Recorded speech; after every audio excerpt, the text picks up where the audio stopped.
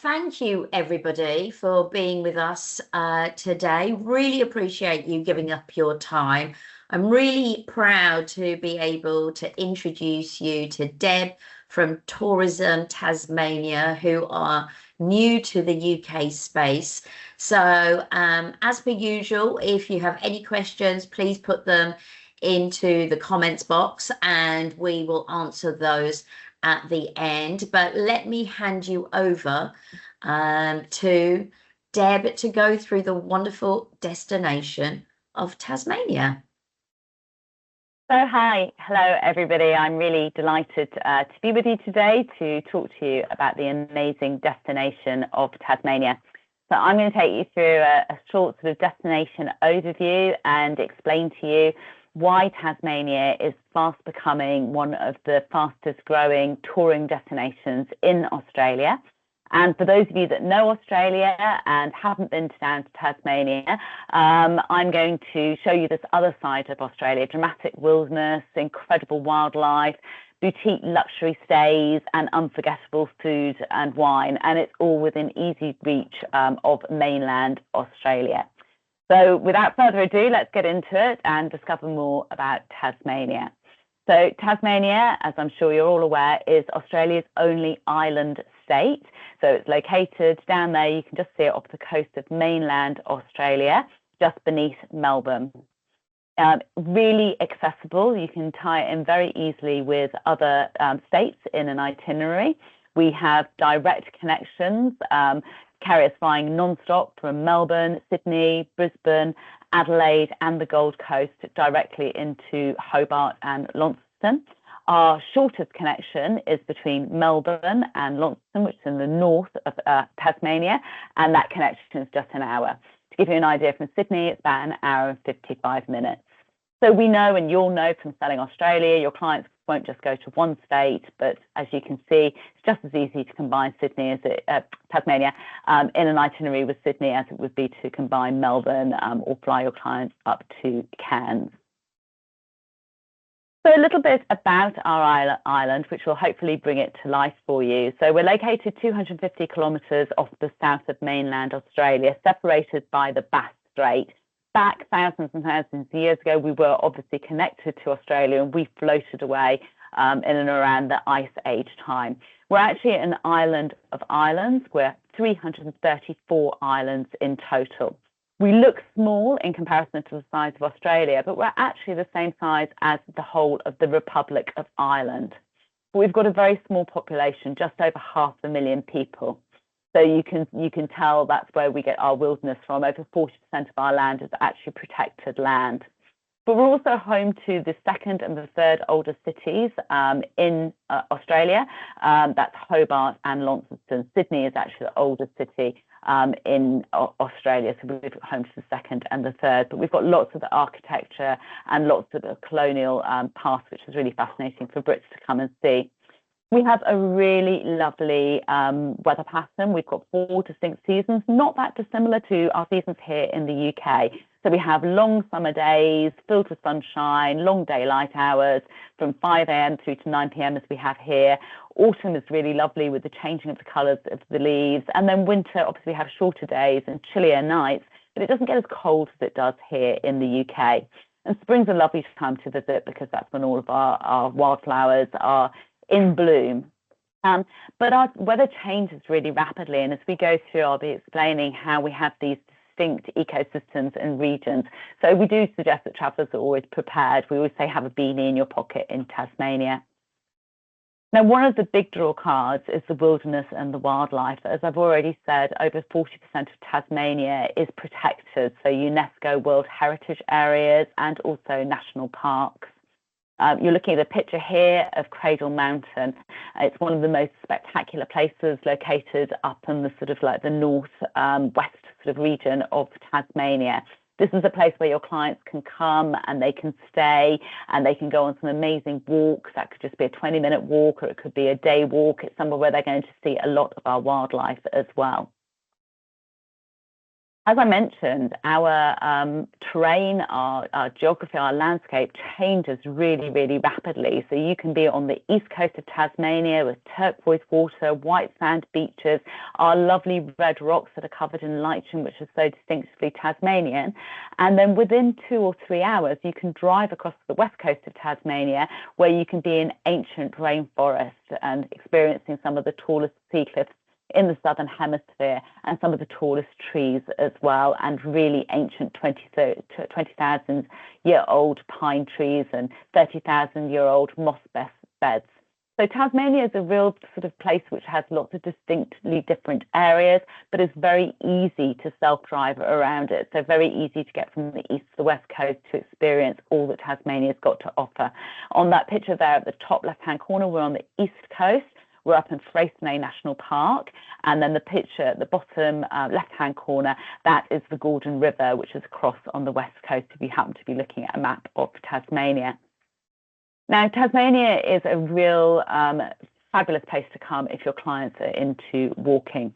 We've actually got 60 great short walks across our national parks and our reserves within Tasmania, and lots of them are really accessible from our main cities. So, for example, if you're staying in Hobart, then you've got Mount Wellington sitting high up behind Hobart. That's actually just a 20-minute drive out of the city centre. So really easy to get up there. You can drive up to the top, you can stop on the way and do walks from 20 minutes to an hour to a whole day's hike if that's what your clients want to do. And similarly, in the north, Launceston, we've got the really accessible Cataract Gorge. You can actually walk out of the city into Cataract Gorge and walk around it. We have got 6 of the great walks in Tourism Australia's signature walking collection. So we're very much known as a place for walking and hiking. And we've got some amazing places like Maria Island, which is the little island off the east coast, which is just an incredible destination for people to go and walk either for days, or you can do multi-day walks there as well. We've also got a lot of accessible walks, so if you've got people with mobility issues or in wheelchairs or even families with buggies, for example, there's so many opportunities to get out into the nature. Then, of course, we've got our wildlife. So when we separated from the mainland all those thousands of years ago, we were a little bit like a Noah's Ark. So coming with us were 40 species of animals and birds that you will only find in Tasmania, including the little Tasmanian devil that you're seeing here. Unique to Tasmania, they're an absolute must-see for your clients when they come into Tasmania. You can view these animals in the wild across lots of different locations. Just some of the most popular ones are located here. So Maria Island, the island off the east coast that I've already mentioned, that's really where your clients will see all of our wombats, Tasmanian devils, as well as lots of our endemic bird life as well. But on the east coast and up on the north coast, we have our little penguins. And up at Cradle Mountain, we also have a lot of our wildlife. And then down in the south, we've got obviously white wallabies and lots of different sea animals as well, dolphins, whales, etc. If you're wondering what these animals are here on the screen, up here on the top left, we've got pademelons. These are native to Tasmania. They are a little bit smaller than a wallaby, a little bit bigger than a quokka, if you know what that looks like. So they stand probably about 1.5 feet tall. To the right, we've got wombats, and we've got little Tasmanian devils down there on the left-hand side. And then we've got a spotted quoll down there on the bottom right-hand side. There's our little white wallaby. He's really rare. You only find him in Tasmania. I love this picture where he's cuddling a little brown wallaby. And what we're talking about here on this slide is to consider booking your clients on a commissionable wildlife animal sanctuary visit.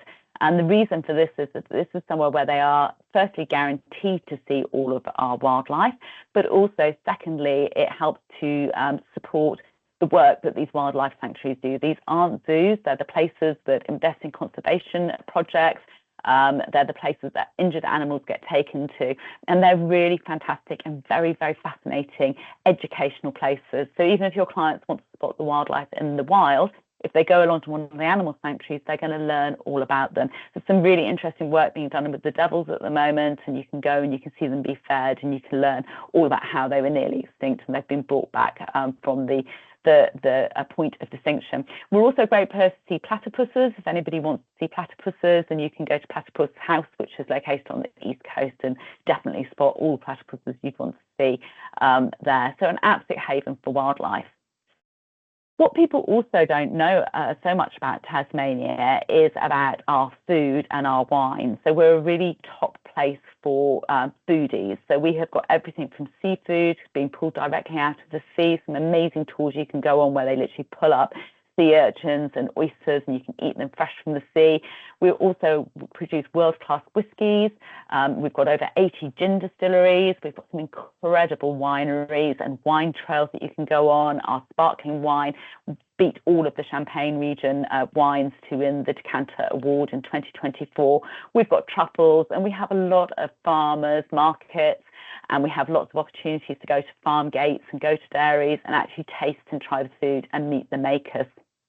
So just a little bit about touring and driving. The map here, I think, is really important to point out, because if you've been to Australia, you're going to notice a real difference between mainland Australia. We have very few highways, and you can see how we have got towns and villages dotted all around our island. It makes it a fantastic place for a self-drive holiday, because your clients really will only drive for 20 minutes, 30 minutes before they stop at a honey farm, before they stop at a chocolate maker, before they go through a dairy. Maybe they'll go through one of our historic villages and see our sandstone bridges that were built by the convicts. So it's really easy to tour around. And I also just want to point out the green area. So this is part of our West Coast wilderness area. So this is only accessible by a couple of roads, or your clients can self-drive and then they can walk into this area. So this is a completely pristine area, which is really undiscovered. You'll see some of the driving times on the right-hand side. It makes it look as if you can drive around Tasmania in a matter of days, when the reality is you would never want to do that, because you would miss so much if you did. And there's also considerations to be taken into account that our roads are windy, and we don't like people driving at dawn or at dusk, because that's when the animals are most active. So in terms of itineraries, if your clients are coming down to Tasmania for anything between 5 to 7 days, my recommendation would be for them to tour the East Coast and either go from Hobart up the East Coast to Launceston, or vice versa, depending when they're flying into. So I would suggest that they come into Hobart, that they have a night or so there, and they travel down to Bruny Island. They can do that on a day tour or a self-drive. Bruny Island is like a little nature's pantry island where you're going to sample lots of food. It's also where Captain Cook first landed, so it's full of history as well. It's an absolutely amazing place to come to. And then similarly, coming down, if you can see the number 3 here, this is the Tasman Peninsula. This is where Port Arthur is, which is one of the convict sites that you can visit. Coming up the East Coast, going across to Maria Island and seeing all the wildlife, either as a day visitor or you can do a multi-day tour there. And then having 2 nights up in the beautiful Freycinet. This is where Wineglass Bay is. That's an iconic shot that I'll show you at the moment. Before going across to Launceston, where you can also do lots of walks and wildlife. So just to fly through that quite quickly, this is Hobart. This is Salamanca Market. It takes place on a Saturday. It's very famous in Australia.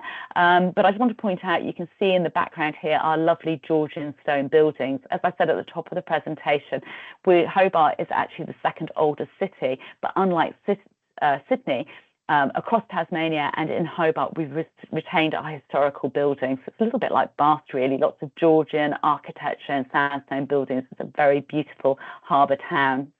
It's also home to the Museum of New and Old Art. This is the largest private collection of contemporary art in the Southern Hemisphere. It goes 5 floors below the waterline where you're seeing there. It's ultra modern, it's ultra peculiar. You could probably spend about a week here, but there's things like one of Shakespeare's original manuscripts in the library here. There's also restaurants and entertainments, and you can reach it by fast ferry from harbour in Hobart, or you can self-drive or get an Uber there in about 20 minutes.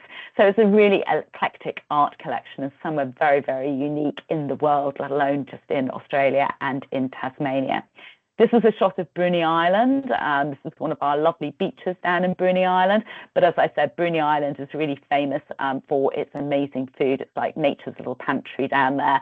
But it's also a really significant historical site where Captain Cook first landed. You can go to that beach and see the trees that are still there today from the 1700s when he landed. You'll also see lots of wildlife here, like those white wallabies. And then Tasmania has this really fascinating convict history part, and we've got some of the best preserved convict sites in the whole of Australia. And this is Port Arthur, located down on the Tasman Peninsula. That's just a 90-minute drive out of Hobart.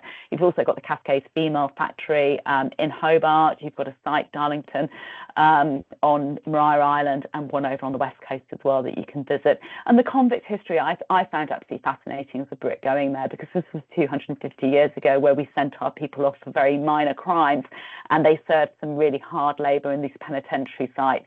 So Port Arthur, very dark history, told really, really well, absolutely fascinating, huge site, stunningly beautiful. That picture really doesn't do it justice. I mentioned Maria Island. This is where your clients are going to see all of that wildlife, plus all of the 12 Tasmanian endemic bird life as well. It's a car-free island. They can go across on a self-drive from a place called Tribunna, or they can go on a day tour out of Hobart, or if they're staying off of Freycinet, or they can do a multi-day walking tour. But if they're into wildlife, I would definitely say that's our ultimate wildlife sanctuary. And then up on this East Coast area, this is where Tassies will come for their 2-week holiday. This is that iconic shot that your clients will see. This is Wineglass Bay. It's reached through the national park. It's about an hour and a half to walk up to this spot here to look down on across Wineglass Bay, but it's absolutely iconic and just stunningly beautiful. This is another shot of it. Again, you can see those turquoise waters, those lovely white sand beaches. Lots to do in this area, everything from going out on boats for the day to hiking to walking to some really great little towns, places where you can go and enjoy oysters and eat seafood. You can go and see the little penguins in Bicheno. So lots and lots to do in this area. And then travelling north on that itinerary, we're now up in Launceston, which is our other city up in the north.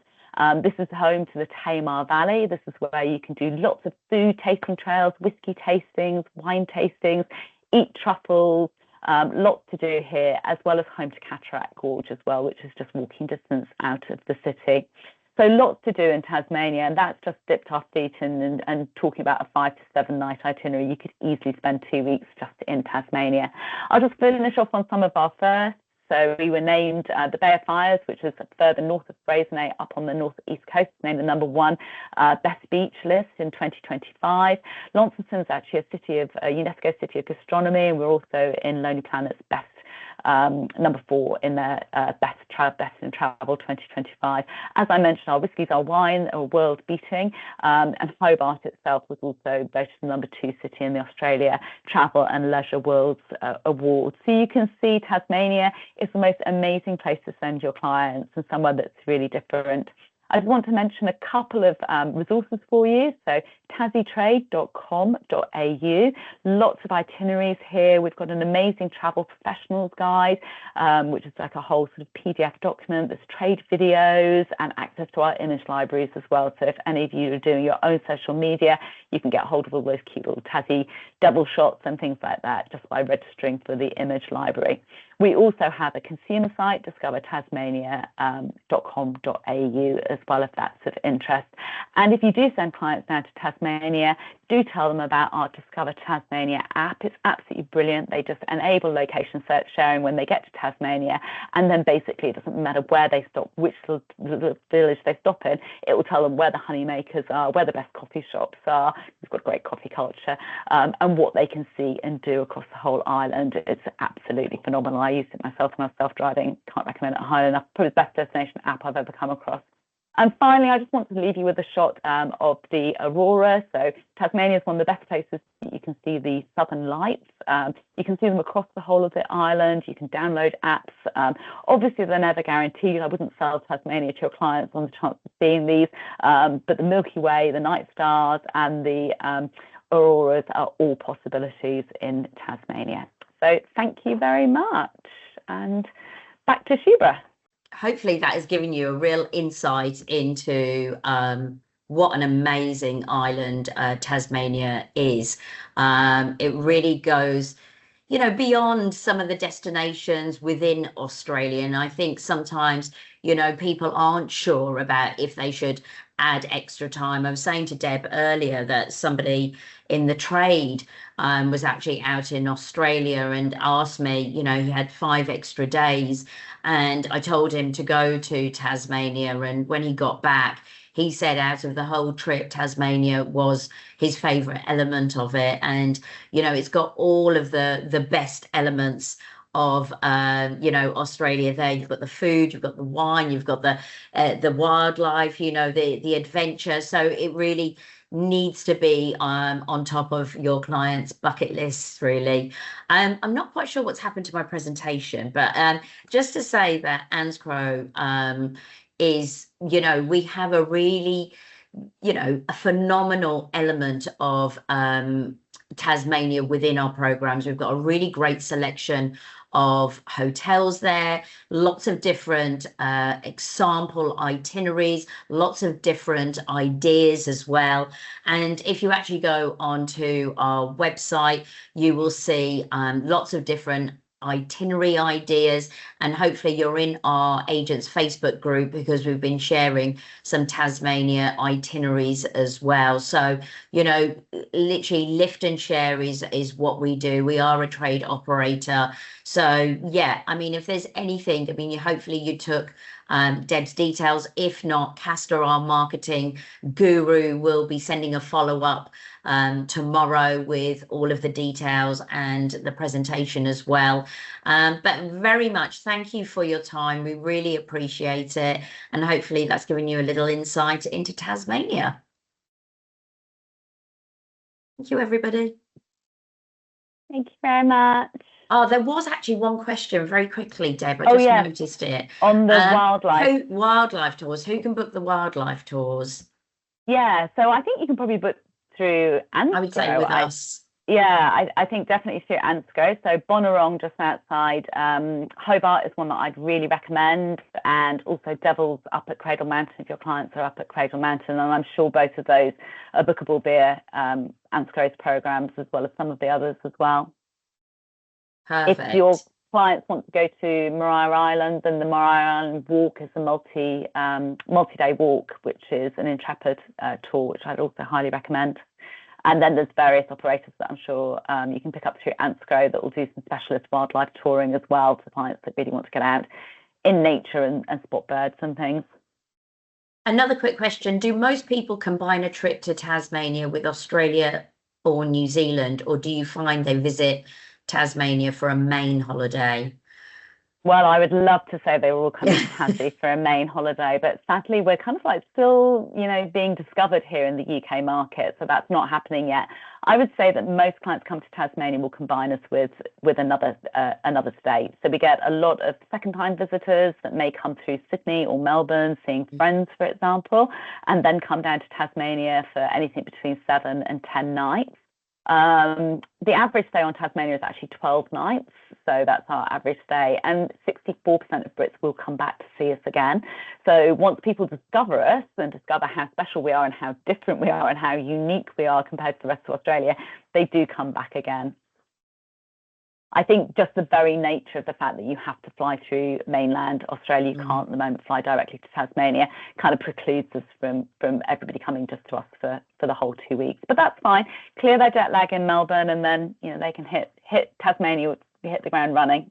And remember, with a direct flight starting in October 27 from London Heathrow to Sydney, you know, it's a great, obviously, once your clients stay in Sydney, they can then venture down to Victoria, where they go to Melbourne, to then travel down to Tasmania. So it's a really great link through for that east side. Yeah, absolutely. And we've got some, you know, we've got some incredible accommodation. We've got some amazing luxury accommodation. We've also got lots of sort of different levels of budget accommodation. We're a great place for people to take motorhomes and, you know, sort of travel around the island that way. The only thing I'd say with motorhomes is that I would still try and book them into some of the incredible experiences as well. I didn't have time to go into all of them, but there's some amazing things that you can do in Tasmania. And if you just travel around in a motorhome, you'll probably miss out on some of that sort of connection, and plus it's commission for you. So I would still book them a Port Arthur tour, a Bruny Island tour, and maybe some of the tasting tours as well, if they're in a camper van, just so that they do sort of experience and learn all about the fascinating history. We didn't even touch on the Indigenous population and the history of the Aboriginal population, which is equally fascinating to the colonist history as well. So yeah, so much there, so much there. Thank you, everybody. Really appreciate your time. As I say, you'll get all of the follow-up tomorrow, and you have all our contact details. So yeah, thank you. Thank you so much. Thanks, everybody.